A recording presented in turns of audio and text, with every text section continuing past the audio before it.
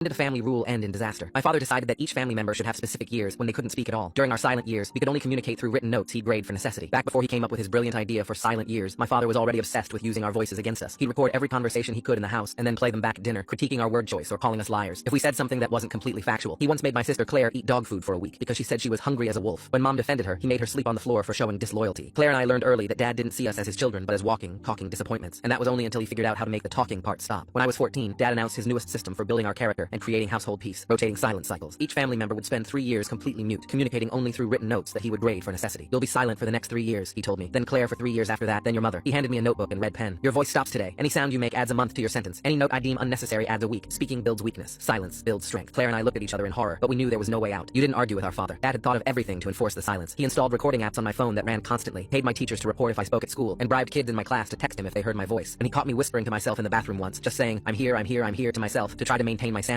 He added 6 months to my sentence. He burned my guitar when he thought he heard me humming. He gave away my dog when a neighbor claimed they'd heard me call its name. The fear of what he'd do next kept me silent even when he was miles away, and so every interaction became a written negotiation. I carried notebooks everywhere, writing what I absolutely had to communicate. Dad graded my notes every night with a rubric he'd created. Was this information essential? Could you have communicated through gesture? Did this exchange improve anyone's life? Most nights I failed, and he added more time to my silent hell. Mom and Claire would beg my dad to let me speak, even though he kept punishing them every time they tried. They still never gave up, even when I tried to beg them with my eyes because I couldn't stand watching them walk around covered in bruises for disrespecting Dad's rule. Claire always tried to help, becoming my voice when she could. She'd translate my gestures, speak my written words aloud, include me in conversations, but her turn was coming up fast, and with all the extra time Dad had added to my sentence, I wouldn't even be able to be her voice like she was for me. After over a year of silence, I decided to try reasoning with Dad through written argument. I spent weeks crafting the perfect letter about how the silence was damaging my education, destroying my social development, and causing permanent psychological harm. I included research about language development in teenagers, testimonials from teachers about my declining grades, and evidence that enforced muteness could cause permanent vocal damage. I argued that I'd learned whatever lesson he wanted to teach, and that continuing would only create lasting harm. Dad read it thoughtfully, nodding at certain points. Getting my voice back was so close I could practically feel it. Then he said, compelling argument. You've proven the power of written communication. Your sentence is extended 6 months for trying to manipulate your way out of a commitment. I wrote frantically, explaining that wasn't manipulation, just logic. He responded, now it's 9 months. Every note protesting adds 3 more. I stopped writing. Mom and Claire saw my face and started crying. They had so much hope my plan was going to work. Dad smiled like he taught me something profound. The extended sentence broke something in me, and I stopped writing altogether, even for necessities. When teachers asked questions, I stared blankly, and when Mom offered dinner choices, I ate whatever she gave me first. Dad saw this as growth rather than surrender, and bragged to Mom and Claire about my perfect understanding of silence economics. My total silence meant I couldn't communicate when things went wrong. I watched Mom collapse from her diabetes because I couldn't tell anyone she'd been forgetting her insulin, and I watched Claire's boyfriend shove her because Dad would mark any note about it as gossip rather than necessary information. Dad started engineering tests where staying silent meant letting bad things happen. He would start small kitchen fires to make sure I'd sit quietly and watch them burn, and he would hide Mom's heart medication to see if I'd break silence to reveal where I'd seen him put it. He kept his red pen ready, eager to add months if I made even the smallest sound. 2 years and 8 months into my silence, I watched from the garage as Dad worked under his truck. When I saw that it was about to slip on the jack and crush him, I stood there, opened my mouth, and said nothing. The truck dropped and crushed him instantly. At the funeral, I kept practicing my silence, but after months of therapy, I was finally ready to say my first word. Finally.